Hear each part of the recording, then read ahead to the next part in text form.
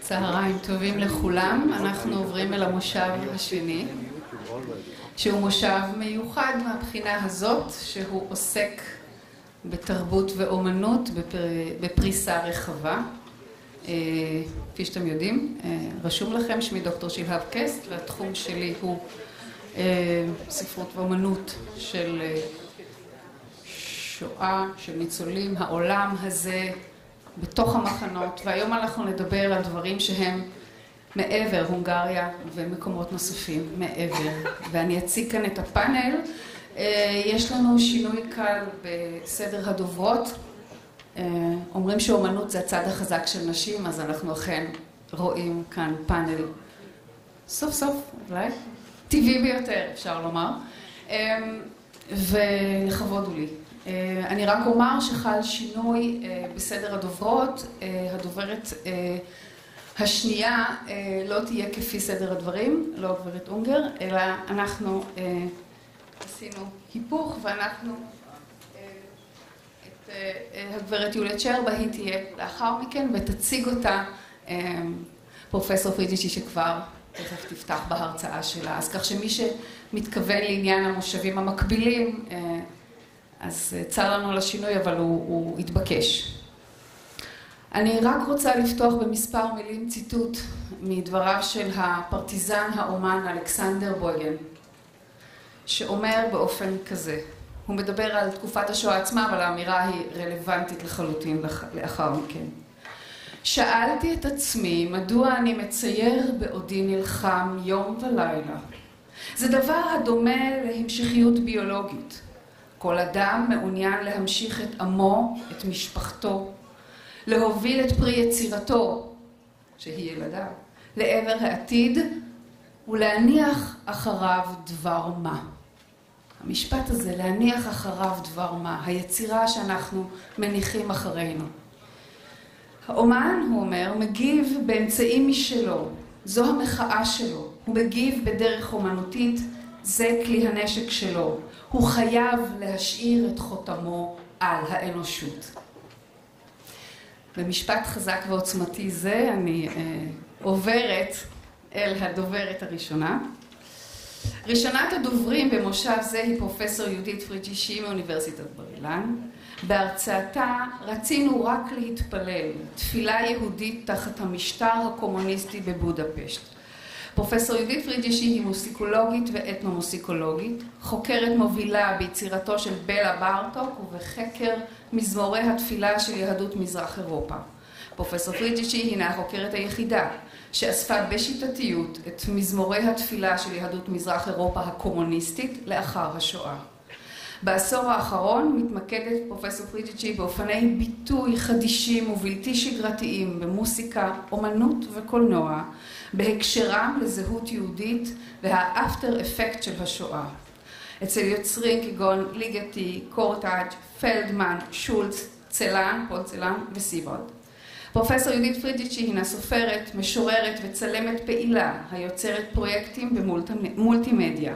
לאחרונה השלימה ספר דוקומנטרי המשלב דוקומנטציה, שירה וצילום, Writing on Water, ליברי, 2014. קבלו את הפרופסור.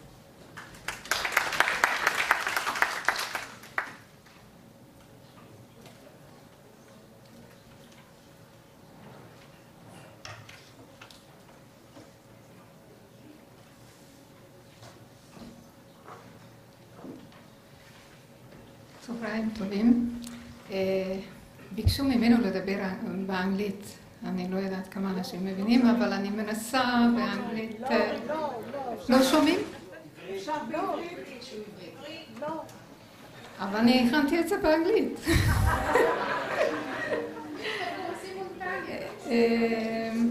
לא יודעת מה לעשות, עברית שלי לא מספיק טובה לזה.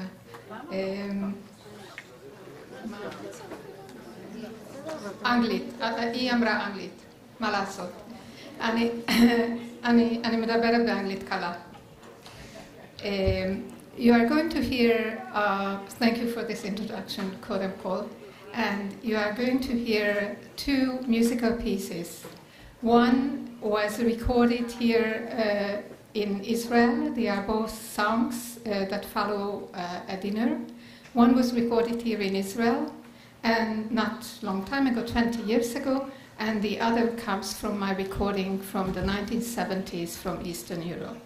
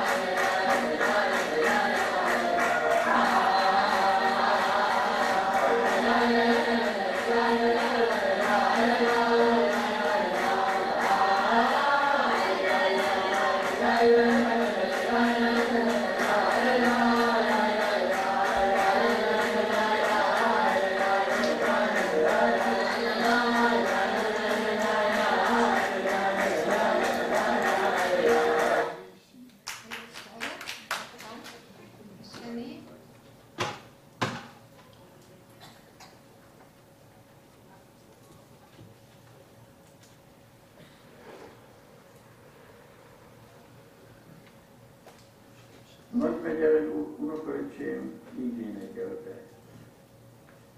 Shalom Aleichem Malachia Shuri, Malachia Yoi, Mimelech Malachia, Malachia Malachia, Oyarka Beshuai Malachia Shuri, Malachia Yoi, Mimelech Malachia, Malachia Malachia.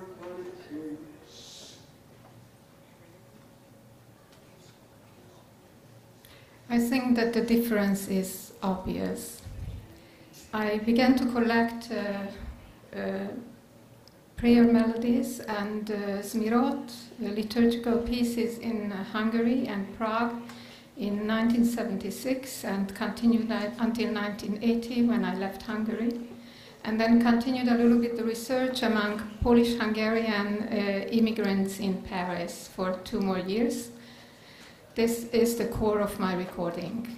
And many people, I donated my archive to the National Sound Archive in Jerusalem, and there is no such an integral recording of that material all over the world.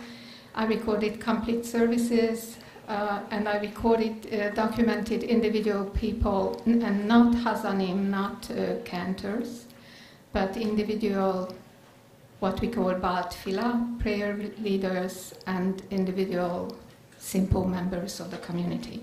There is no such a recording. So the recordings were focused on famous cantors. I recorded people from small villages, from other places too, but many of them from small villages. And the question is, what does this recording represent?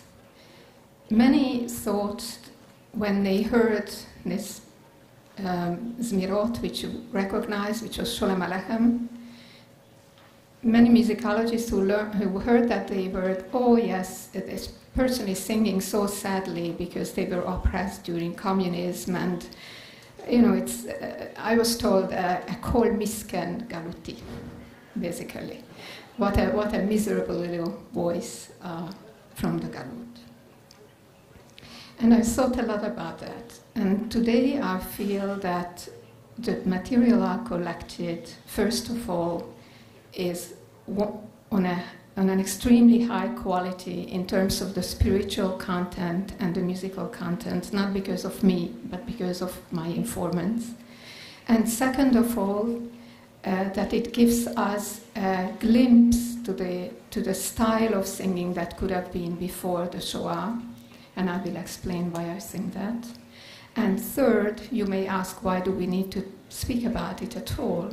Third, I think it will set for us a model of how we can relate to religion, because these people relate to religion very differently from how we relate to it in Israel and America today. So just a very brief background, I'm not going to make it long because you all know. the unique, I collected most of my material in Budapest. Some of them in Prague, but most of them in Budapest. And the uniqueness of Budapest was that besides the things that you already heard in the paper of Viktor Karadi, the other uniqueness aspect was that after the Shoah, the communities, the religious communities, most of them remained integral. That doesn't mean that many people wouldn't have died. Many people died. But still there was a core community that continued. In fact, I knew such a core community even in the 90s. But the core community of a particular community still continued to pray according to their own practices even in the 90s. And in the 70s there were several such communities. Today's this situation, of course, is thanks to some amazing people whose names you probably have heard, but perhaps it's worth mentioning them. Raoul Wallenberg, Per Anger, Friedrich Born, Karl Lutz, and Giorgio Perlosca.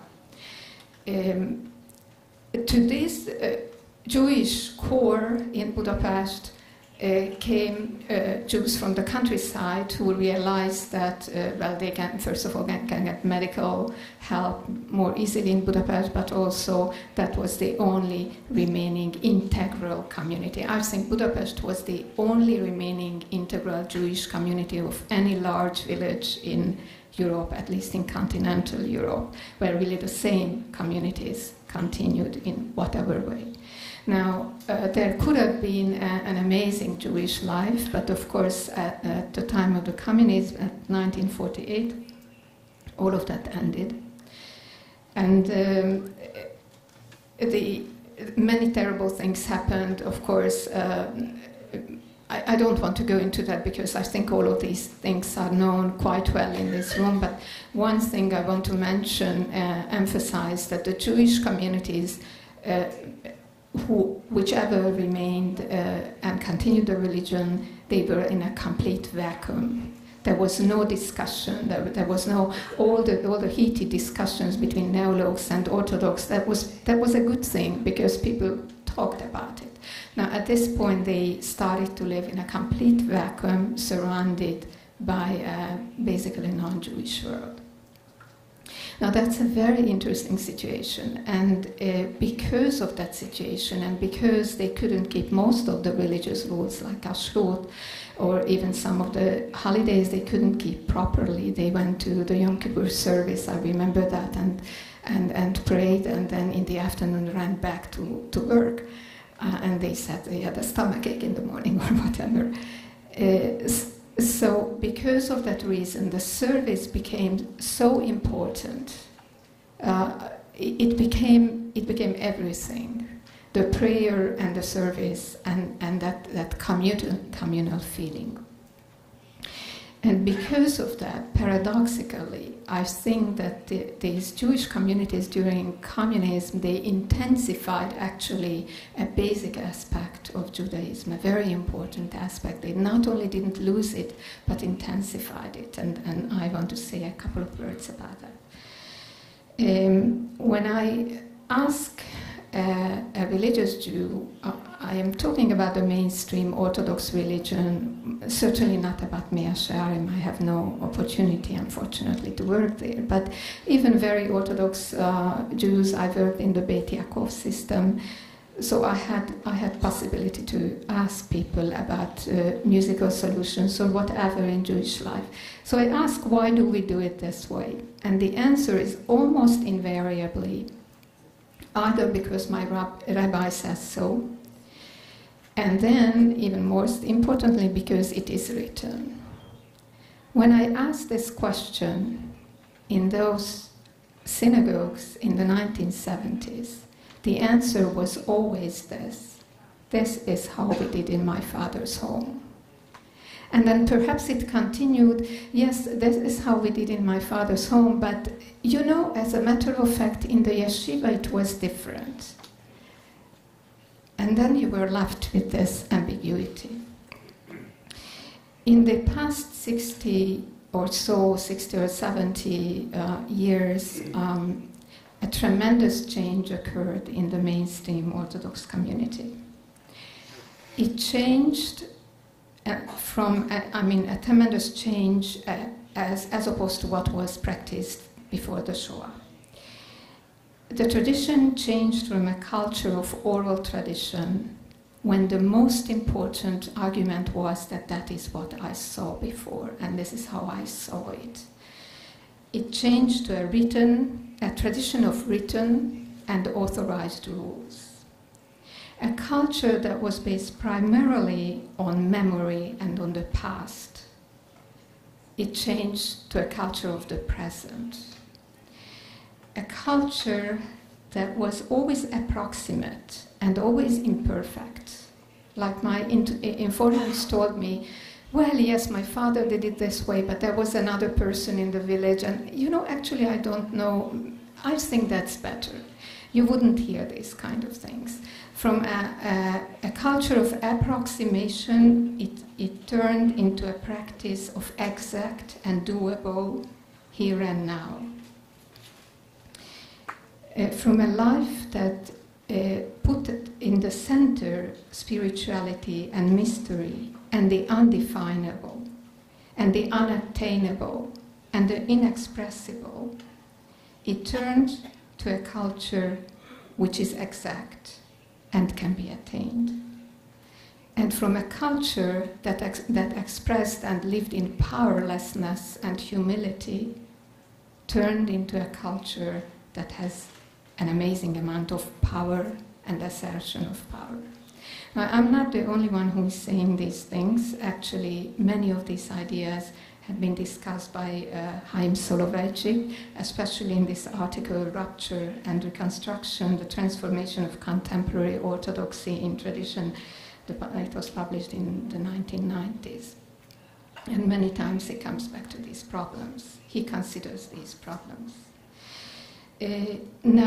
So the Jewish faith, as I encountered it in 1970s in Budapest, and it really wasn't easy to be a religious Jew at the time, it existed within the walls of the synagogue, primarily.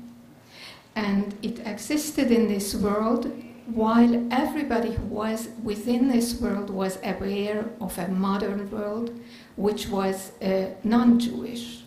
So it existed in the context of life that was completely non-Jewish, that knew nothing about this Jewish world, and these people could very, very easily communicate in both cultures. It was not a Hiloni, not a secular Jewish life, but it was a secular non-Jewish life, and that non-Jewish life had absolutely no sympathy for what went on in these synagogues.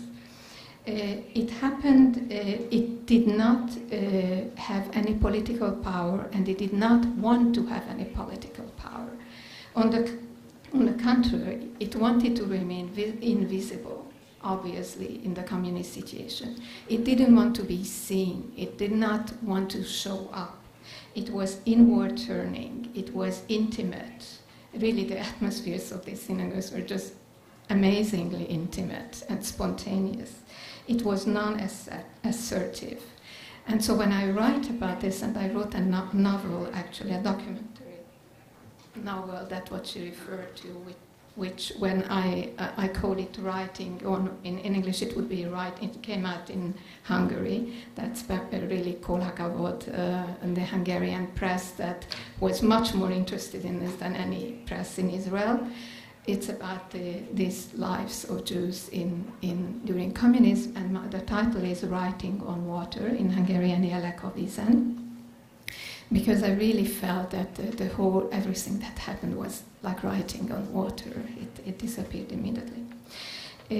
So what we can learn from this tradition is that there is a possibility for a faith without politicization.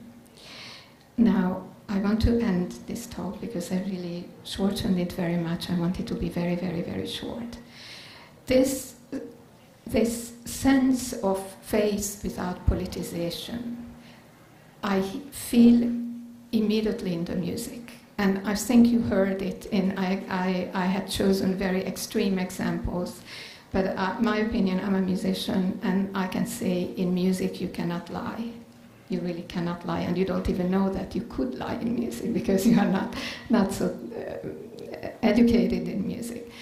And the first performance, interesting as it was or beautiful as it was, it is speaking to me about power. Here we are happy, we have it all.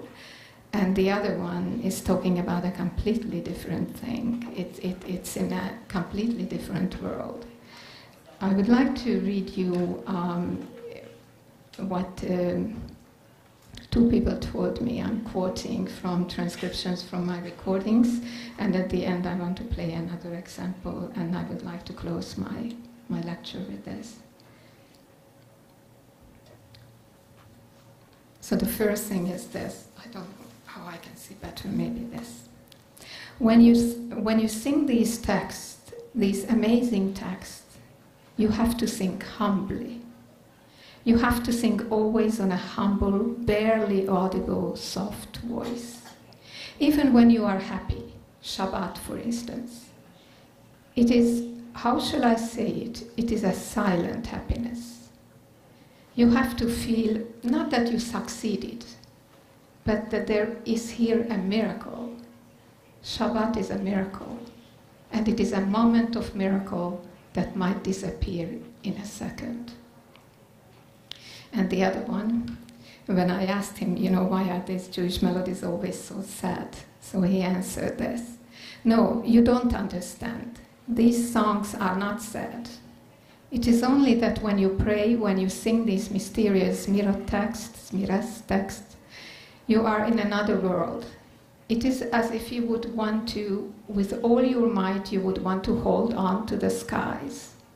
You don't need to show up with your voice or whatever. You don't perform. Perform to whom? To God. He will hear you even if you whisper. You don't even know whether what you do is all right. You will never know whether what you do is really all right and whether your devotion is enough. I am lucky to have found this community. In this synagogue, it is the same as it was in my village. We wanted nothing. We wanted only to pray. And I would like to play you one example which was collected already in the 90s. It was actually with the person who said this. And it's the Dayenu from the Haggadah. You all remember the song that we sing. And he's going to sing the Dayenu the way they used to sing it. And what I love very much in this recording, that at the end he says, Ennyi volna. So that's all. So it's something very simple, very intimate. That's it.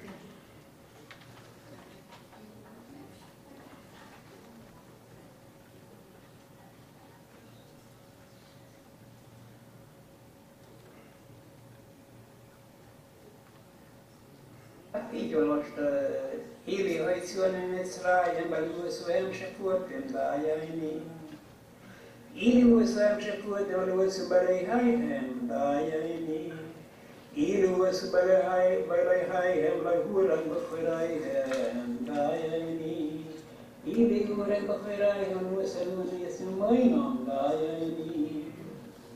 Íriúszalúni eszem majnam, balai húran múni eszhajam Dayeni, ile kuramon es hayam lai hederun besoykh bekhru. Dayeni, ile hederun besoykh bekhru, lai shikat srain besoykh. Dayeni, ile shikat srain besoykh, lai sipek tsakhay ni babel barat ulem shunu. Dayeni, ile sipek tsakhay ni babel barat ulem shunu, lai hekirun samon. Dayeni. Ili yakhlune saman, lai nusalune sa Shabbos, dayeni. Ili nusalune sa Shabbos, lai kerune lefne har Sinai, dayeni. Ili kerune lefne har Sinai, lai nusalune sa Toiru, dayeni. Ili nusalune sa Toiru, lai ikhnisune l'Eretz Yisrael, dayeni. Ili ikhnisune l'Eretz Yisrael, lai nusalune sa Bayis Akfiru, dayeni.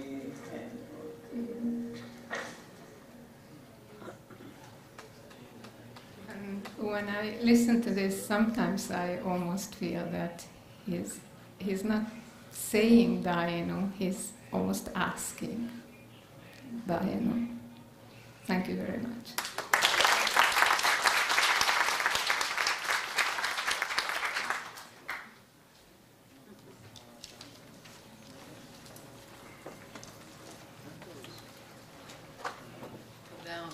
רבה.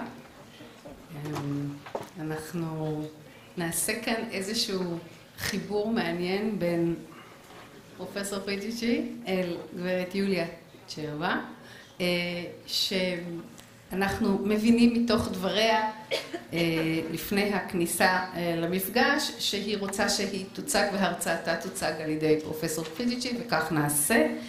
אני רק אומר, אציג מספר משפטים ופרופסור פריגישי תוסיף לגביהם. גברת יוליה צ'רבה תעסוק ביצירתו של פן אימרה, בודפשט 1904, פריז 1972. גברת צ'רבה היא מבקרת אומנות ועיתונאית, היא חיה כיום משנת 1983 בפריז. תחום המחקר שלה, שדה המחקר שלה, הוא עוסק באומנים צרפתים ממוצא הונגרי במאות ה-20 וה-21. ואת יתר הדברים תוסיף פרופסור פריגישי, אני אודה לו מאוד. אפשר?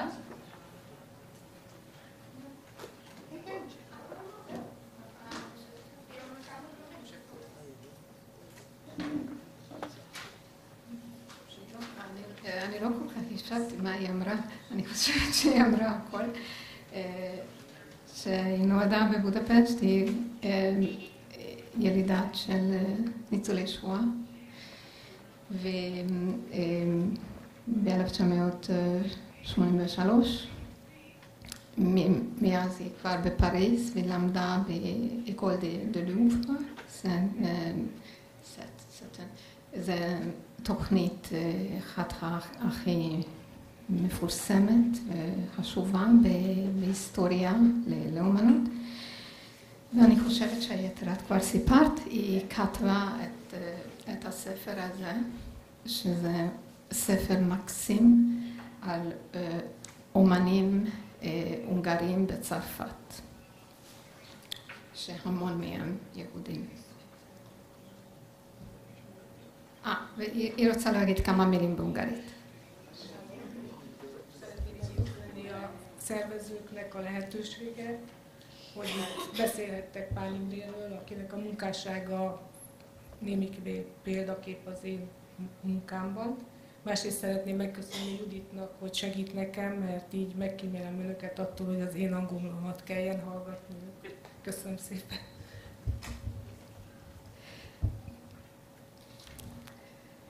The life and work of the poet, art critic, publisher, editor, organizer of exhibitions and art collector Imre Pan is rich, compelling and unique. It is so little researched and known that in the short time of this paper I can only give a brief introduction to the ideas and accomplishment of this extraordinary man. Imre Pan was born in 1904 in Budapest as Imre Mezei. He became interested in art at an early age. He played as extra in the opera and would take his earnings home to his mother, who had been widowed with 8 of her own and 1 adopted child. Whatever was left of his earnings he spent on art journals and drawings, and in 1924, at the age of 20, he already established a journal, an art journal, which was a Dadaist surrealist journal called Ish. He did that with his brother Arpad Mezei, who later became a philosopher of art. The numerous clauses made it impossible for the brothers to continue their studies, and they remained essentially autodidacts till the end of their lives. And yet it was Imre Pan who brought the achievements of modern European artistic and intellectual trends to Budapest. Pan was in regular contact with Herwart Walden in Berlin, one of the most important discoverers and promoters of German avant-garde art in the early 20th century, who, by the way, was also a pianist and a composer. a writer, critic, and gallery owner, and the founder of the expressionist magazine Der Sturm. Pan had also close contact with Kossuth and was an illegal editor and distributor of in Budapest of Kossuth's famous journal, The Ma, published in Vienna.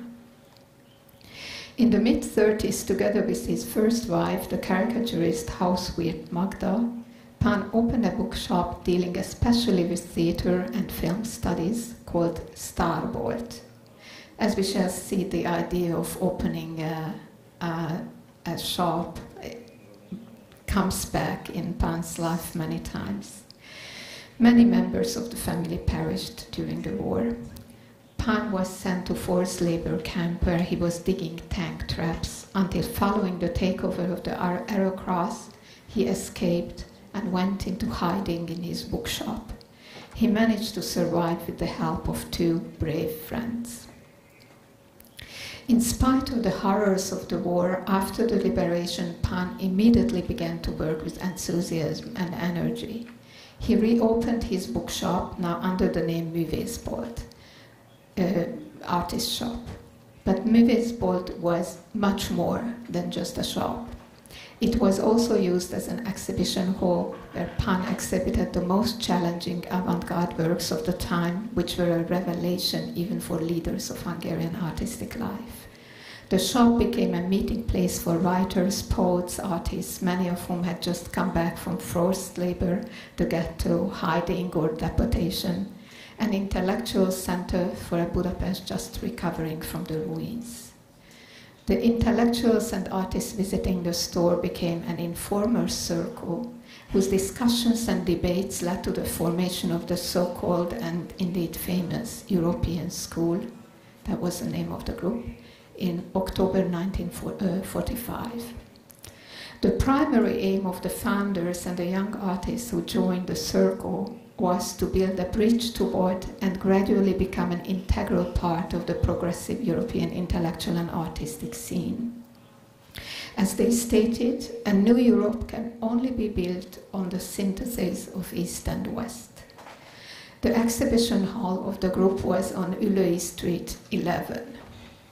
It was a curious coincidence, we can read in a study of the European School, that this hall had been the exhibition space for the OMIKE, the National Hungarian Jewish Public Education Association, prior to World War II. In a bizarre twist of history, many of the leading artists who at the time of Jewish laws in the 1930s were allowed to exhibit only in this little hall, which was the refuge allowed for Jewish artists, exhibited their works now in this same space. The European School, within the 3 years of its existence, organized 38 exhibitions, and under Pan's direction published journals and short art books. They established contact with the editor of the Marseille-based journal Cahiers du Sud, and with Claude Serban, the dedicated supporter of Surrealism, and through him with some of the most important Surrealist artists of the time, the Czech Skupina Ra, and the Romanian Dolfi Trost and Gerasim Luca. The Cahiers du Sud published also some of Imre Pan's poems in French.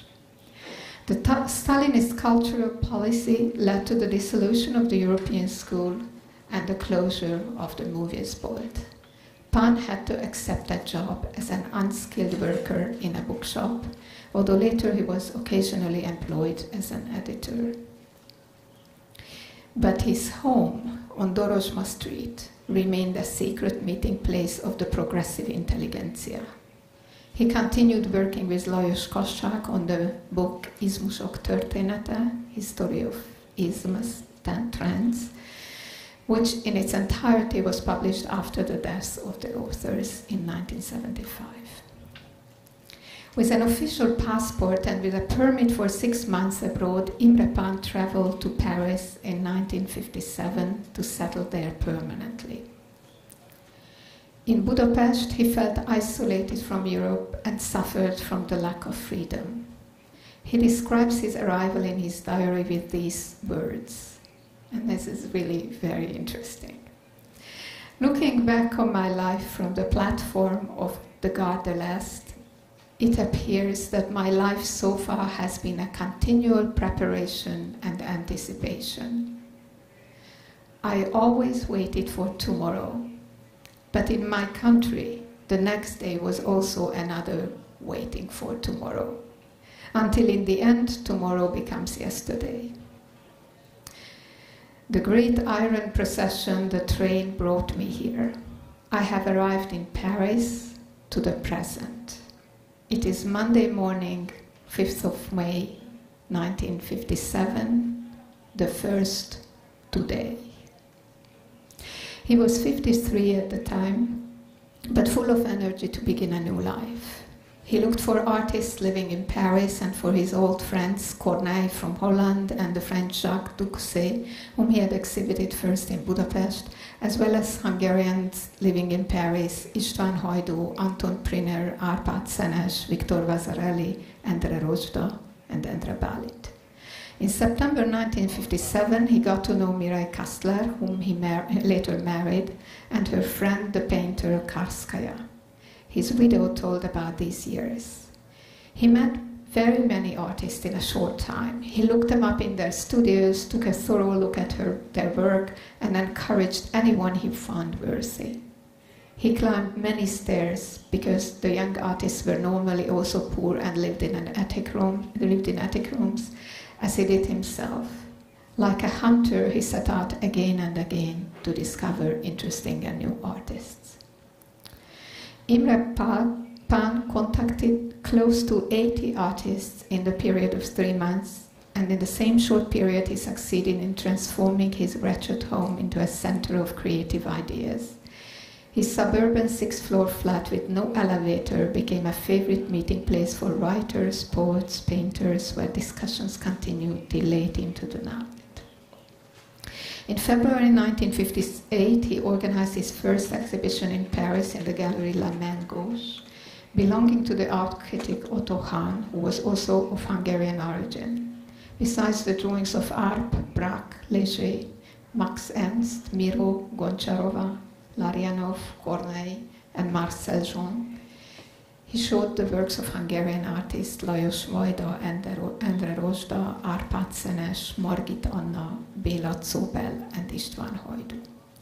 In 1960, he organized an exhibition for Lajos Kassák in Denis René's gallery, and one for Viktor Vasarely at Le Pont Cardinal Gallery in 1961. He became the artistic director of Le Pont Cardinal for a few months, but when he was requested to exhibit works he did not consider good, he left the gallery.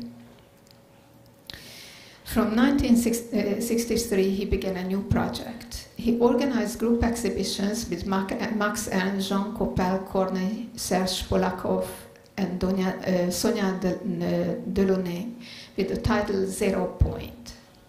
The title referred to the dimensions of the pictures. He wrote about his idea in a letter to his son, who lived in Budapest. I talked them, the artists, into the working with the small size, and they make promises thinking that it is no big deal, until they notice that it is much harder to paint small than to paint large. They immerse themselves into the task, find a solution out of pride, honor, in their own interest, but mostly because they are excited by the task and stick with it. So artists, if I succeed, will receive a gift from me for the years to come, a new form of art that has not been cultivated since clay. I can't stop myself to add a little note here on my own that this was exactly the same time in the 60s in Paris where the famous Hungarian Jewish composer György Kurtág went to Paris, and he was given the advice of composing small pieces, just pieces that contain a few notes. And I just couldn't believe when I read this that this connection exists. Pan's fantasy for exciting and deep new art, his perception and sensitivity to the artist's intentions created an atmosphere of mutual trust. Artists often showed their yet unfinished works to him. Pan did not care, and they valued his opinion. Pan did not care whether someone was famous, but only whether the work in question had touched him. His observations and ideas helped many artists to overcome a crisis and find a solution. A detail from his diary is telling of his disinterested devotion to true artists, even if they happen to be on the margin of artistic life. And I personally find this also extraordinary. He wrote in January 1959 about his visit to Marseille. The old girl is full of worries, but with her strict asceticism, she has succeeded in transforming her paranoia into constructive art. On some of her pictures, there is nothing more than a few lines and tiny circles, and at times she works on something like that for years, and still worries about where to put the last spot or what to take away from all that is there.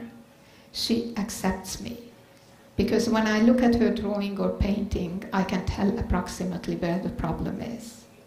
It is strange and painful that such an excellent artist can be so abandoned and unknown in Paris. She's 63, 64 years old.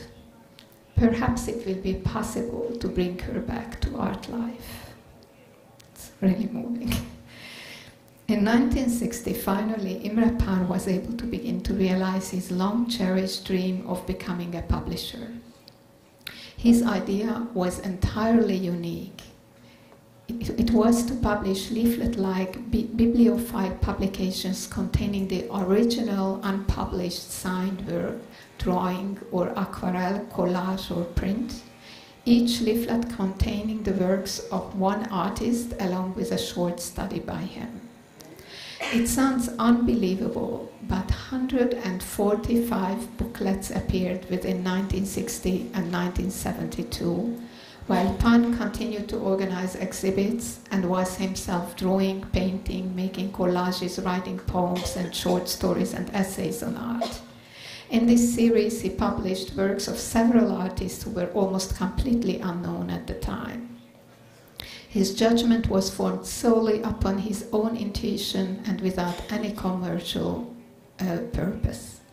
The high quality of his choices and the similarly high quality of the design, the paper, the typography, and the noble simplicity of the cover endows this series' unique value. It is recognized today as one of the peaks, unique in its genre, of the art publishing of the 20th century. It is impossible to end this paper without saying a few words about Imre Pan, the art collector. Throughout his life, both in Budapest and Paris, Pan supported artists by buying their works, which he would from time to time offer as donation. In 1960, Pan offered the French part of his collection to the Hungarian Museum of Fine Arts, but his offer was turned down. In the top-secret correspondence between the Hungarian embassy in Paris, the Hungarian Cultural Relations Institute, and the Ministry of Affairs, which is now open for research, we can read the report sent to the Ministry of Foreign Affairs by Department Chairman Ilo Veres. As far as Imre Pan's proposal is concerned, offering his collection to the Museum of Fine Arts, we consider this a political maneuver, an attempt to legalize, by these means, abstract painting. The collection including, among others, works by Jean Arp, Ferdinand Léger, Henri Goetz, Corneille, Karskaya, Marcel Kahn, Henri Michaud, and French artists of Hungarian origin. It may be surprising that a passionate collector as Imre Pan would be willing to part with such a valuable collection. But Pan believed that a work of art cannot belong to anyone. We are merely entrusted with holding them for a while. And I cannot help ending this with a quote which we crossed from the lecture because we thought it was going to be too long. And also tell my gratitude to Yulya. It was an amazing pleasure for me to read this paper and to work on this paper.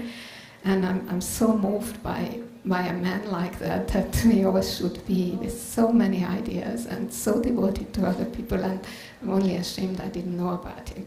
So I end with the sentence that we crossed. He offered once one of his most beautiful drawings, a Modigliani nude that he owned. And when his wife tried to dissuade him, because of course it was very valuable, then he answered her, "For 30 years I have looked day after day at this drawing. It is now time for someone else to have a chance to delight in it." Thank you very much.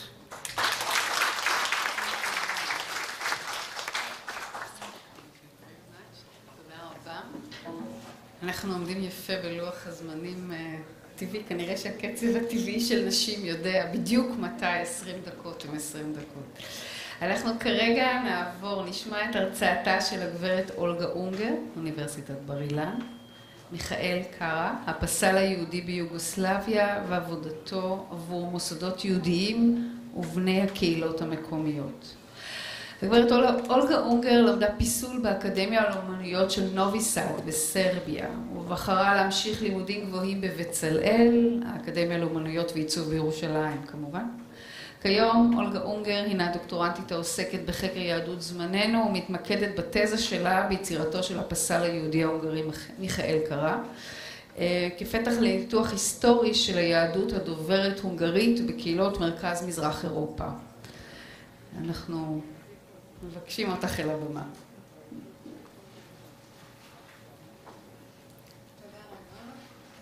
Just a small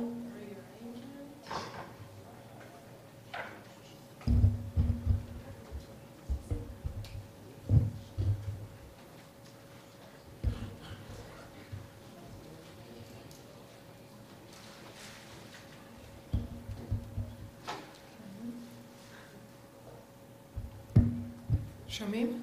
כן.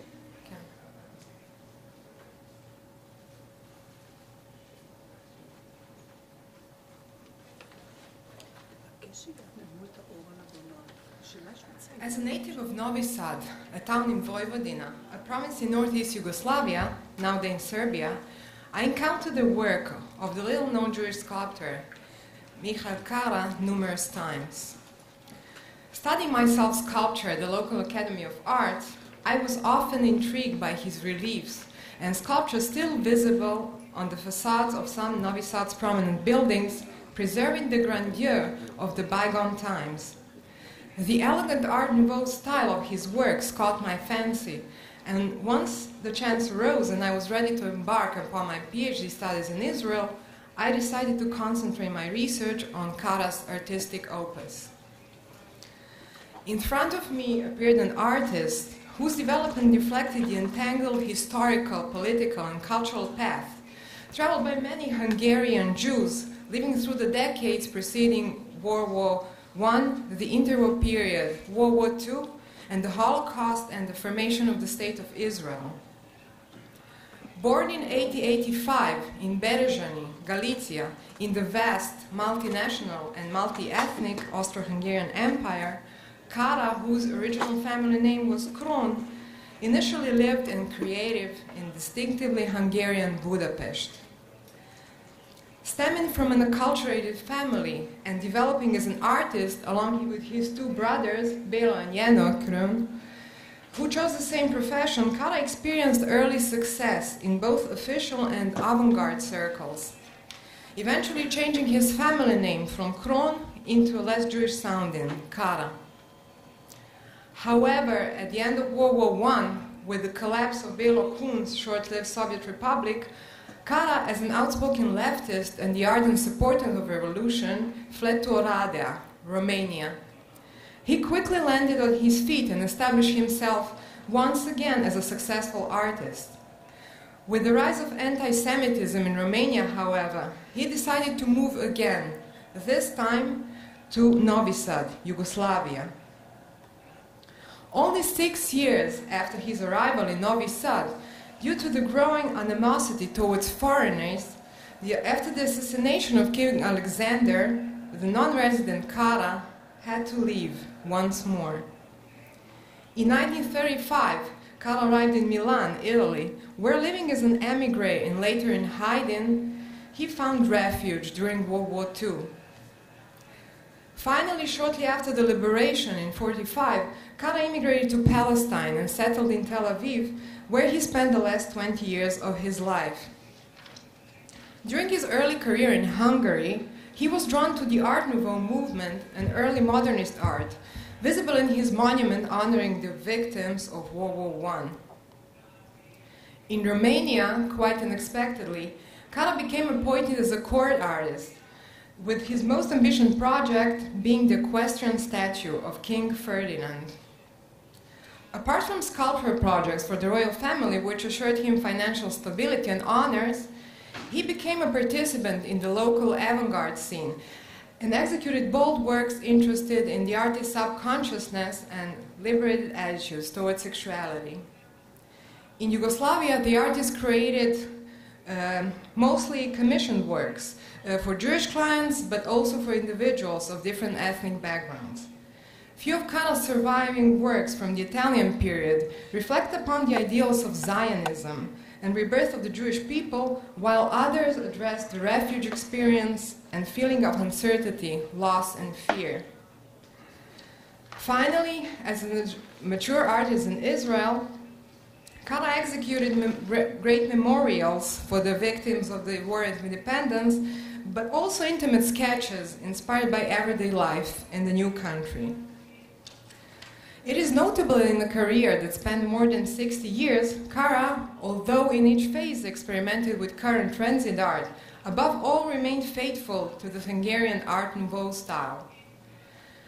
As I hope to demonstrate today, through my focus on his Novi Sad period, for Hungarian-speaking Jews, the Hungarian version of Art Nouveau movement had a strong national overtone and marked their allegiance to the Hungarian cause, or in Kara's case, nostalgia for the lost past. Novi Sad, also called Újvidék in Hungarian and Neustadt in German, was once part of the Austro-Hungarian Empire, was incorporated after World War I into the newly founded kingdom of Serbs, Croats, and Slovenes. It turned into the administrative, economic, and cultural center of the region after 1929, when it became the capital of the Danube-Banate. Its population of around 40,000 was heterogeneous, with Serbs, Hungarians, and Germans being the main ethnic groups. The Jewish population in Novi Sad numbered approximately 4,000 people.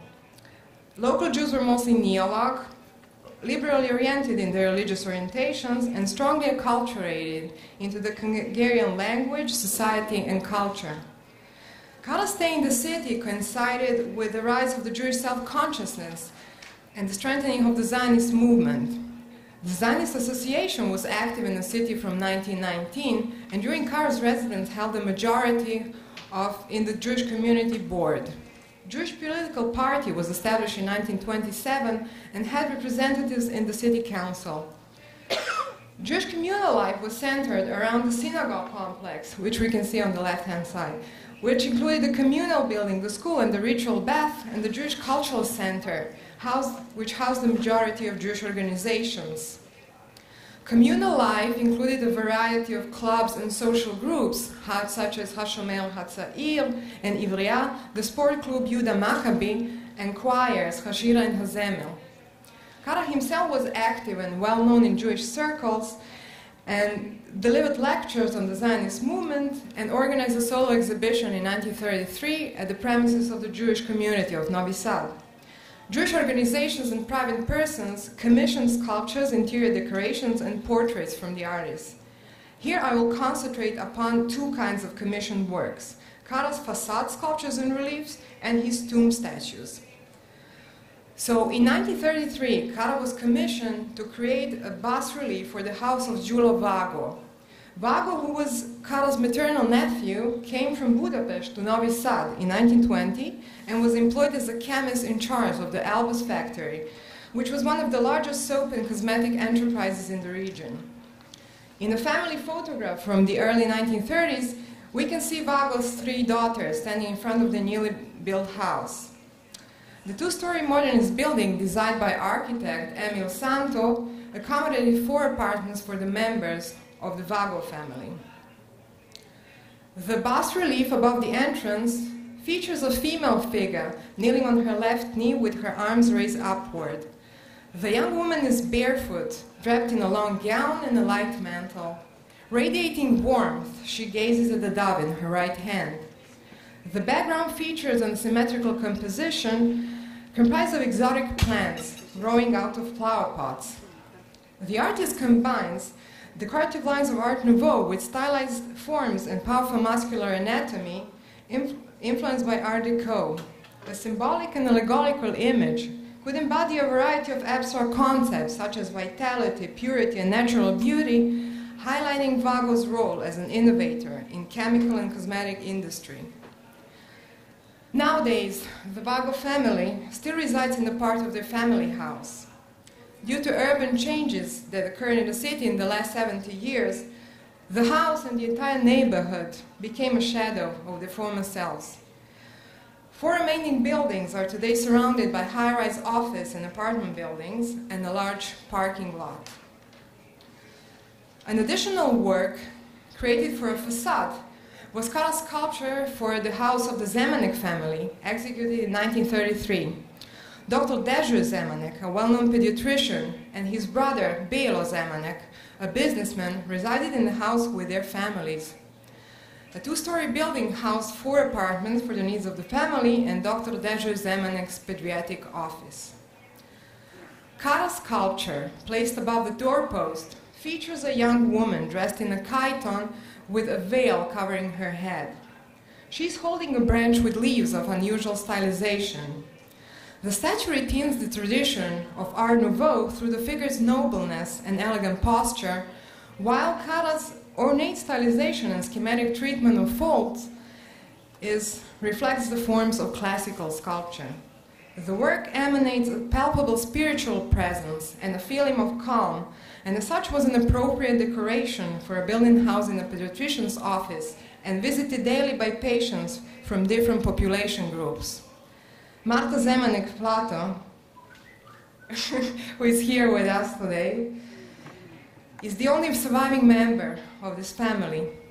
Her parents, Belo and Piroshka Zemanek, as well as her aunt and uncle, Dežo and Morgit Zemanek, were among the victims who perished in the Solko raid of January 1942, carried out by the Hungarian fascist forces, when 4,000 people, Serbs, Jews, and Roma, were brutally murdered. Her brother Robert perished in Auschwitz. Marta, who submitted a claim to the Serbian Agency for Restitution, is still waiting for the return of her property. Kara's next project was commissioned by the charitable organization Kora Hleva in Serbian, Crust of Bread, founded by Jelena Ilona Kohn. Kohn's altruistic goal was to improve health, well-being, and education of children regardless of their religious denomination and ethnic background. Despite the fact that the society's activities were for the benefit of the entire community, the Crust of Bread was considered to be a Jewish organization because it had a predominantly Jewish membership. The Crust of Bread Center was open until the patronage of Queen Mary of Yugoslavia on July 9, 1933. It accommodated a daycare center for children with kindergarten, medical offices, and a soup kitchen. The building, designed by architect Đorđe Tabaković, was one of the most prominent examples of modernist architecture in the city. Kara's statue, Mother and Child, stands above the entrance to the building. It depicts a woman holding a child asleep in her arms. By putting the child close to her chest and wrapping her arms around him, he appears to be protecting her offspring. The mother head is turned away from her child with a worried look on her face, as if she's confronting danger. Large and solid figures of mother and child form a classical pyramidal composition that lends the sculpture a timeless aura, evoking a message of unconditional parental love aligned with the mission of the charitable society. A strong visual reference for this work can be found in works by famous Croatian sculptor Ivan Meštrović, who, while using Art Nouveau, explores the subject of motherhood and female courage in the sculpture series entitled The Widows. Crust of Bread stopped its activity during World War II. Kohn was arrested, tortured, and murdered during the above-mentioned raid of 42. After the war, the building was nationalized and served as children's hospital. In 1963, it was transferred, and since then serves as a public kindergarten. Today, there is no one who can claim the property of Crust of Bread. There is no memorial plaque on the building to commemorate Kohn's humanitarian work. Even the original panel carrying the name of the charitable society was removed by the communist authorities after the war. Jelena Kohn and her work for the entire community is forgotten and removed from the city's historical consciousness. Only the raid victims' memorial by the Danube River keeps the memory of Jelena Kohn. Kaara was commissioned to outside Novi Sad as well. Here, Art Nouveau sculptures decorating the Roth family house in Subotica evoke a similar feeling, content, and aesthetics. The uniform style indicates that Kaara was probably free to give full rein to his creative inspiration with little preconditions and interference from his clients. It is also interesting to note that the above-mentioned Jewish families opted for modernist architecture in the prevailing style of the 1930s, which was essentially characterized by minimalist aesthetics and lack of decoration. The combination of two styles, Art Nouveau used by Kaara and modernism of the buildings, resulted in this harmony as the sculpture remained visually detached from the architecture.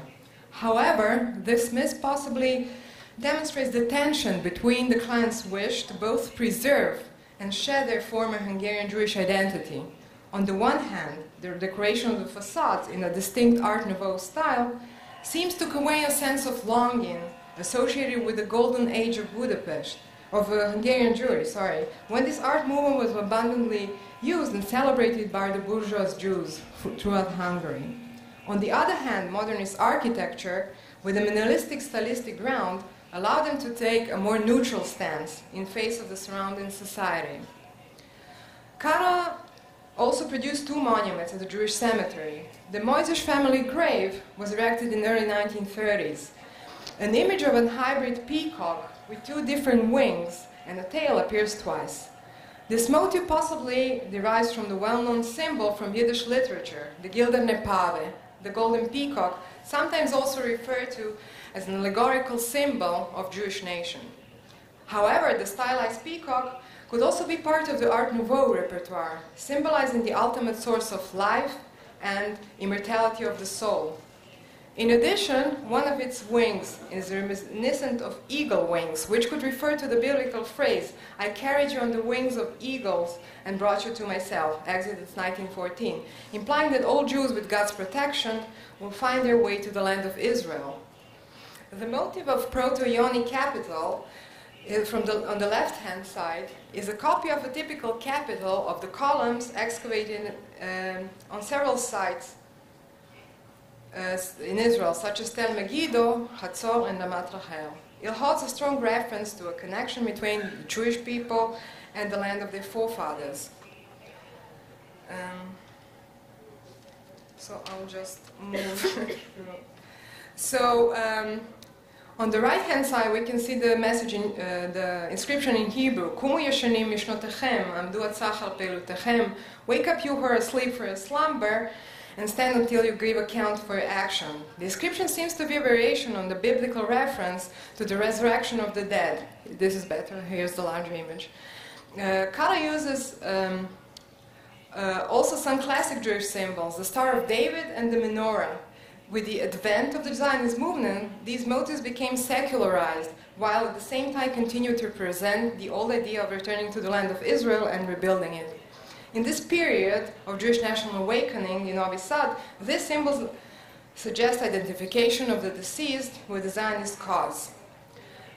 Here I'll just compare that Kaara aesthetics derives both from the Zionism and from Hungarian Art Nouveau style. Here we can see Béla Lajta's the Wash Street Trade School decorative panel. And of course, on the other hand, Jewish symbols used by Ephraim Moses Lillian, the leading turn of the century Zionist artist, Kaara is also influenced by his work. So Kara is the author of an additional grave at the Jewish cemetery in Novi Sad, the tomb of Dr. Armin Aharon Kasovic, who was a dentist and a two-term president of the Jewish community. This elaborately carved Art Nouveau tomb with delicate ornamentation includes some traditional Jewish symbols, the Star of David and the Tablets of the Covenant. The epitaph, though, incorporates the Hebrew name of the deceased, Aharon, and his father name Mor, as well as the Hebrew date of death, indicated that the deceased came from a more cultural, traditional Jewish background. After the war, surviving members of the family added names of the loved ones, Sidi, Rudolf, and Lili Kasovitz, who perished in the Holocaust. I'm going to end.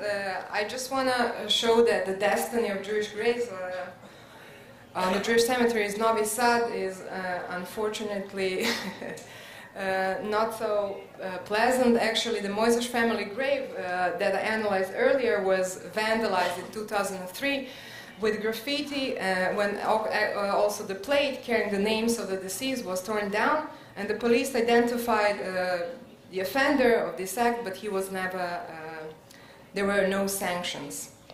So I'm going to conclude in a half a minute. Kara's work highlights various aspects of Jewish life, Jewish inclusion into the surrounding society, and Jewish contributions to the well-being of their town. The destiny of those works often tell tragic stories tied to the year of the Holocaust, but also about today's attempts at restitution and revival. The decorative and ornamental Art Nouveau aesthetics, Hungarian Art Nouveau aesthetics predominant in Kara work, can be seen as a visual clue to the level of Jewish acculturation into the Hungarian culture, reflecting double Hungarian and Jewish identity. As shown, the Art Nouveau style, incorporating more universal symbolism, was primarily used for the town building facade sculptures. In contrast, specifically Jewish and Zionist symbols appear in Kara's designs for the graves on the Jewish cemetery. Located outside of the city, these works represent the antithesis of the Jewish secular architectural activities that hastens the Hungarian Jewish acculturation to the local non-Hungarian culture while preserving their Hungarian identity. A dissonance between his facade sculptures and his designs for the tombs revealed thus a tension between the secular space and the Jewish space, between the outside and the inside, and ultimately between Kara, the artist, aiming to integrate fully into the broader society, and Kara as a specifically Jewish artist. Thank you. תודה רבה.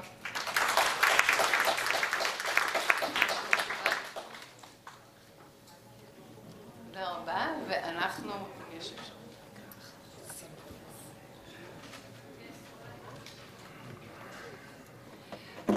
אנחנו מגיעים להרצאה הסוגרת של המושב הזה. אני את פרטי ה-CV אקרא באנגלית לכבודה של פרופסור קייטלין פרנצ'סקה רץ. ההרצאה נקראת פפריקה, שומן אבז ותפקיד היהודי במטבח ההונגרי המודרני. נשמע טעים למדי, נכון? בואו נראה. Katalin Francesca Ratz's research focuses on modern Hungarian Jewish history. She earned her doctorate at the University of Florida. Her dissertation from 2014 examines Hungarian Jewish Orientalists' contribution to Oriental scholarship, Hungarian national identity discourse, and colonial political in Hungary and Europe. Continuing her research started in graduate school, she also studied Hungarian Jewish culinary history. Her findings demonstrate the usefulness of culinary history in understanding the dynamics of Jewish integration in modern Hungary. בבקשה, פרופסור רץ.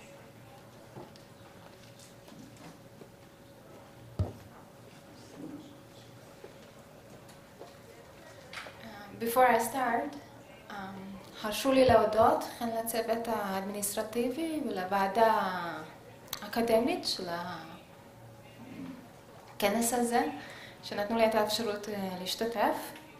Szeretném magyarul is megköszönni az összes magyar ajkónak, aki figyelmével megtisztelt, and I would like to also send a word of appreciation to my fellow panelists.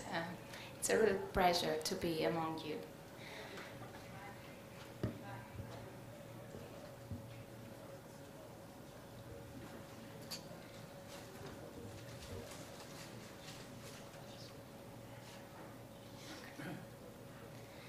So, today, what I'm trying to do, there are actually two things. First, to show the usage of paprika and goose fat, and through that reconstruct the merge of the Central European Ashkenazi kitchen with that of Hungary from the beginning of the 19th century. And in addition to that, I would like to elucidate the usefulness of culinary history in examining the complexity of Jewish integration in modern Hungary. What I will not do, I will not discuss dietary laws, kashrut, both for methodological reasons and also for other reasons. As a student of modern Hungarian Jewish history, I often face a methodological problem of how to define and isolate the Jewish and the Hungarian cultural component of the 19th and 20th century Hungarian Jewish experience. Hungarian Jewish authors, literary, scholarly, and journalistic writings testify to their struggles with this very problem, and not on a theoretical level from a historical distance, but as a core existential question. As in his The Jewish Criterion, András Gerő noted, the historian needs to be very careful when examining Jewish intellectuals' participation in the modern Hungarian cultural, literary, and scholarly institutions. Despite their self-identification as Hungarian authors, engineers, or doctors, their Jewish and non-Jewish environment often insisted on qualifying their Hungarianness with a Jewish epithet, without an adequate explanation of its significance. The absence of a description of the content of either the Hungarian or the Jewish attribute at the best hinders the understanding of a Hungarian Jewish culture as a fluid space that corresponds with a changing Hungarian and global heterogeneous Jewish culture. The study of Hungarian Jewish culinary history wrestles with the very same problem.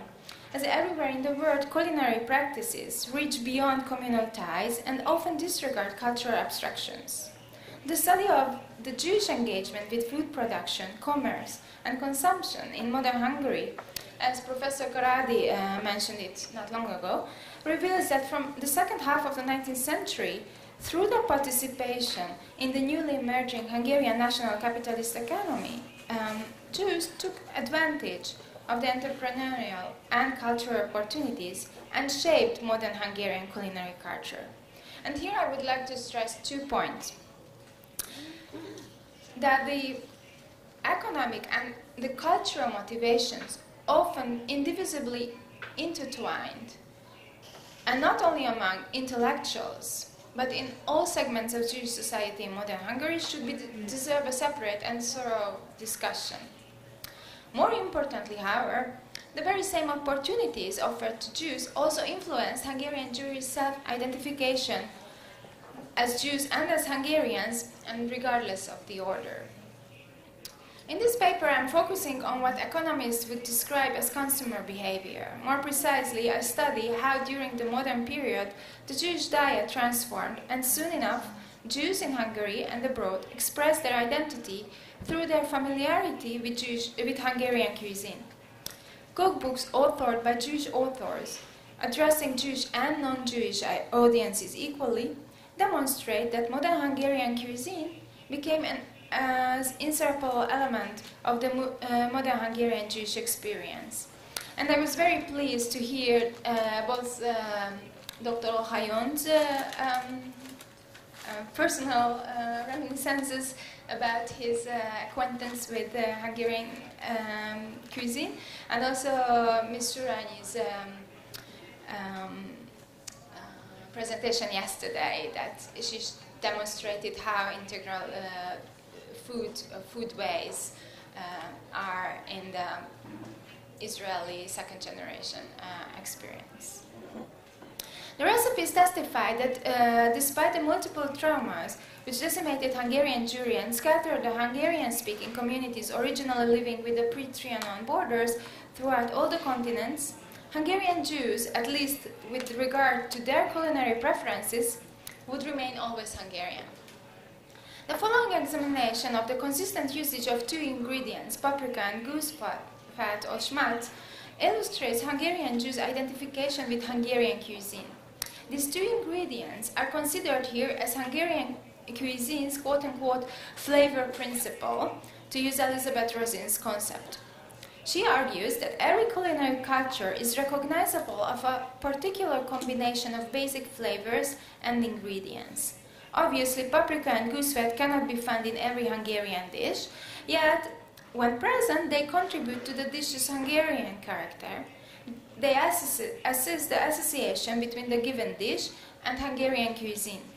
By examining the usage of paprika and goosefat in the cuisine of Hungarian Jews, I demonstrate how its Hungarian quality remained constant through the years and in the diverse geographical regions. But how did these two ingredients become so central to Hungarian and Hungarian Jewish cuisine? So how did we get here? Although known in Hungary since the 16th century, paprika became Hungarian cuisine staple spice centuries later. During the first decades of the 19th century, as a result of the adoption of peasant dishes such as goulash to the middle class and noble diets. And here, obviously, I'm stepping like centuries of histories that is quite well documented and fascinating how this new word spice comes to Europe and suddenly appears as if it was always present in the Hungarian kitchen, but obviously it wasn't.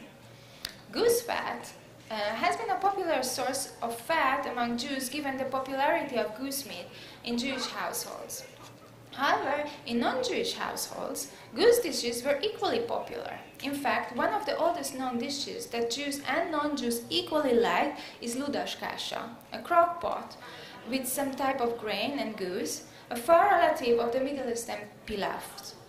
Goose was also associated with the Catholic Saint Martin, who lived as an ascetic hermit and founded the cloister of Marmoutier, close to Poitiers in France.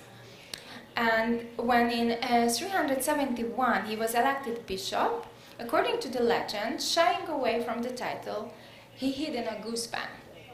Some argue that this legend is also the epistemological source of the term püspökfalat, or bishop bite, that denotes goose bottom, the fattiest part of the bird. November 11th is the day of Saint Martin. This day marked the end of the harvest, the beginning of the 40 days of fast before Christmas, when the new wine was opened and the goose would be big enough to be slaughtered, and thus also a good means to pay the peasants' yearly wages and be prepared for the feast before the fast. In Hungary, goose was prepared in a myriad of ways, and most of the bird was processed. Goose fat can be easily produced at home. The fatty goose skin is diced and in a pan put on slow heat. The fat melts, and in it the skin fries, producing cracklings, which are not a Hungarian specialty. In Hungary and in so diverse cultures as those in South America and in south of the United States, cracklings are more often made of pork or chicken. And getting to today, today both paprika and goose are denounced or announced as Hungaricums, and the state created a legal pattern for both products. One of the Hungarian Jewish dishes that both paprika and goose has a central role, in which both paprika and goose has a central role, is csolet. For Yiddish speakers, it is known as csolent or csunt. While in this country, it is referred as chamin. Very good. I can also quote the other names, but we will stay in Hungary, because as you know, chamin is a name, so it's a group name, and it covers how csolent is actually done from North Africa through South America and to Hungary, but obviously now we are focusing on Hungary. Csolet's history illustrates how Jews in Hungary gradually distanced themselves from the broader Central European, German and Western Yiddish-speaking communities and developed their own particular Hungarian Jewish culture. The usage of goose fat, goose meat and paprika in csolet makes it an appropriate illustration of the initial phases of the process of Jewish integration in Hungary. The cookbook by Jewish authors that will be examined in the following demonstrate that paprika and goose fat were used together to create the Hungarian sholet's unique flavor. And I will disregard what I think is the most important, is the smoked meat, but I will not speak about it today. Probably the first Hungarian Jewish cookbook was Bauer Leonora or Mrs. Rezső Raphael Hertz's szakácskönyv vallásos izraeliták háztartása számára, an English cookbook for the households of religious Israelites. It was published in 1899 in Budapest and illustrates that the traditional Shabbat dish was prepared according to the Hungarian taste. Mrs. Hertz lists sholet among the quote-unquote Israelite dishes, which are separated from the other dishes, which she does not describe as Hungarian. Similarly to any Hungarian cookbook that was published during the late 19th and 20th century, these recipes are grouped into chapters based on dish types. In the case of main courses, the dominant ingredient they contain and follow the order of a multi-dish meal, first soups, then sausages, porridges or főzelékek, in Hebrew tavshilim, meat dishes, fish, sweet pastries and desserts, and so on. Mrs. Hertz suggests using fatty meat, and she doesn't identify what animal, and cut the fat off before placing both the meat and the fat in the sholet pot to ensure sufficient emulsion. Besides salt and pepper, the only spice that she uses is paprika. In contrast, Mrs. Martin Rosenfeld's cookbook, a zsidó nő szakácskönyve, the Jewish women's cookbook, published for the first time around 1925 in Hungarian in Subotica, then in Yugoslavia, and today in Serbia, prescribes the usage of both paprika and fat, and I would argue goose fat, in the sholet. It did not discuss traditional Jewish dishes and listed sholet among the porridges with meat. Although she wrote in the foreword, she addressed her book to Jewish housewives who wished to cook according to the requirements of the modern kitchen while respecting the traditional Jewish laws. By demolishing the boundary between traditional Israelite and other recipes, she created one culinary cultural space for all the dishes, regardless of their origin. Reading her recipes, one realizes that the repertoire is more than a Hungarianized version of Ashkenazi Jewish cuisine or a kosher-proof take on Hungarian dishes. Her approach, in fact, resembled that of other Hungarian cookbooks, which included sholet too. The first of such a recipe collection that I know about was a Hét szakácskönyve, the week's cookbook. Published in 1908, it defined sholet as a Hungarian dish and listed it among the porridges. The editor of the weekly magazine, a Hét, the Week, who later edited the famous Nyugat, West, Ignotus asked the readers to send in their favorite Hungarian recipes and assembled these readers' responses into the week's cookbook. The week's sholet recipe is very similar to that of Mrs. Rosenfeld and almost identical to that of the famous gourmet writer Gyula Krudi, who even wrote a short novel about a Saturday sholet lunch in a Budapest restaurant. It uses paprika, goose fat, and smoked meat in addition to beans, barley, and eggs. Although the Orthodox Jewish Mrs. Rosenfeld, the liberal Jewish Ignotus, and the gentry Krudi represented very different segments of Hungarian society, their writings suggest that by the 1930s, sholet was included into the Hungarian cuisine, and the overlap between the Hungarian sholet's ingredient and those that characterize Hungarian cuisine surely advanced this cultural shift. The trend continued also after the Second World War, and restaurants such as Kádár contributed to the popularization of sholet as a Hungarian dish. Today, to many consumers, sholet's Jewish origins are simply unknown and/or irrelevant, which is aptly illustrated by the St. Martin Day's goose sholet recipe by the author of the Culinarium blog. It is only one of the many St. Martin's Day sholet recipes available on the internet, a phenomenon which I think deserves a deeper analysis. But what makes it really particular is that it argues that sholet is not a Jewish dish, whatever Jews would say. The same way as sholet became a Hungarian dish, Jews in Hungary feasted on dishes that were commonly consumed all over the country. Here I would like to use the example of paprikás csirke, or chicken paprikás. It is in fact a percult, and the terminologies percult, gouillage, and paprikage were used interchangeably by Hungarians at the end of the 19th century. I would like to focus on how Jewish communities outside of Hungary use this dish to define their particular Hungarian Jewish cuisine, which in the US and in Israel prompted different cookbook authors of non-Hungarian origin to present this dish to their readers as particular to Hungarian Jews. The New York Times, every some year, publishes an article and even recipes of chicken paprikash, which demonstrate that different communities independently continue to preserve this recipe as a connection to their ancestors' Hungarian origins.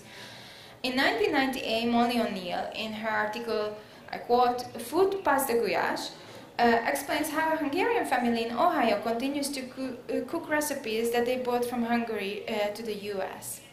In 2006, John Nathan is a very well-known cookbook author, recorded a visit to a Satmar community in Kiryas Yoel in New York, during which she learned about their cuisine, which included this dish too. This April, Sam Sifton, who has a regular food column in the New York Times magazine, wrote about chicken paprikash. His recipe suggests baking the cooked meat in the oven in order to lend crispiness to the chicken skin, while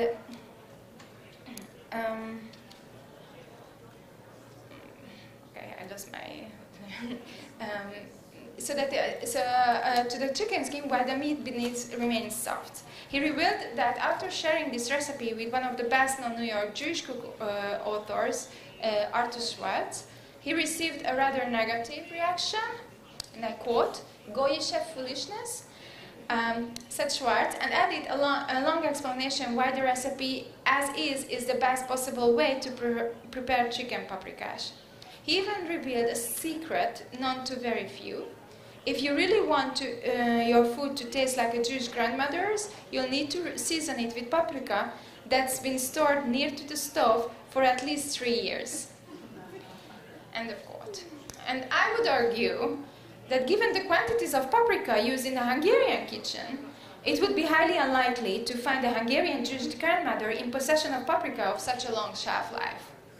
Unless, of course, we are talking about a huge paprika container. In Israel, not so long ago, Ofir Vardi's Hungarian cookbook, Gulash la Golesh, ככה קוראים לזה.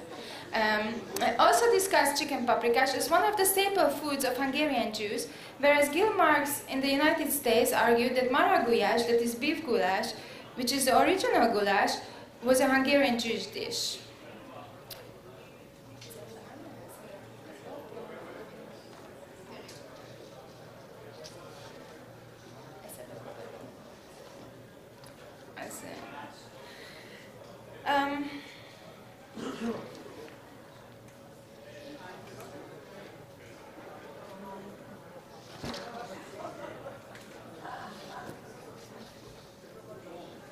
Okay, so similar examples that I found in the United States and I found in Israel, I also found in South America, which apparently has a very strong Hungarian Jewish presence. And one of the culinary experts of Mexico was actually the sister of the earlier mentioned Mrs. Rosenfeld. So we are talking about two Rosenfeld sisters who, in two very distant points of the globe, presented Hungarian kitchen to their readers, one as a Jewish author and the other one as a Hungarian author. After the Holocaust, she acted as a Hungarian without a Jewish epithet. So, since I have to close, my last example would be Margit Löbl, and I really hope that someone in the audience would know her. This name, Löbl, Margit Löbl. She published a cookbook in Hungarian in 1951 and later in 1953. The cookbook is in Hungarian, and later she published it also in Romanian. I was really surprised to see these varieties of Central European, really high cuisine presented in a cookbook in Hungarian in the middle of the cena, of the austerity period. Plus, it opens with the very same words as Mrs. Rosenberg's book that talks about healthy eating.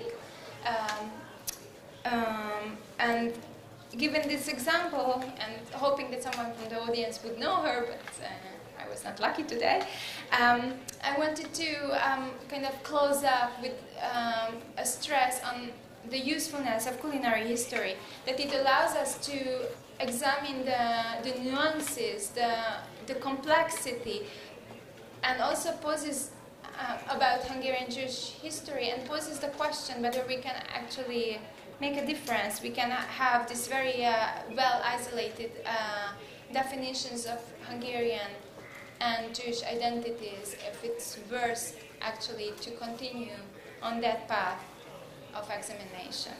So thank you. תודה רבה. עוד 2 דקות, קודם כל נודה פרופסור קטלין פרנצ'סקה רץ. בנימה זו אני רק אוסיף לסיום, אנחנו פתחנו עם אומנות וסיימנו עם מזון, למורכבות הזאת, אולי להכניס מילה שקשורה בשואה ולבית ההונגרי, המקום שממנו בילדות, מי שגדל בבית, כמו של סבתי, אמו של משורר איתמר יאוזקסט, אני גדלתי בבית שבו אסור לדבר על הונגריה, לא נוסעים להונגריה, הונגריה הוא מקום שיש בו אנשים שרוצחים יהודים, ואי אפשר לחזור לשם, אבל כל שבועיים הולכים למסעדה הונגרית ואוכלים גולש, והקשר הוא ברור, זאת אומרת, יש יהדות שקשורה באוכל המסוים ובתרבות של הבית, ותודה רבה שהעלית את זה. תודה רבה לכולכם, שעת צהריים. אם מישהו רוצה לשאול דבר מה, אוקיי, אז רצית להוסיף, בבקשה.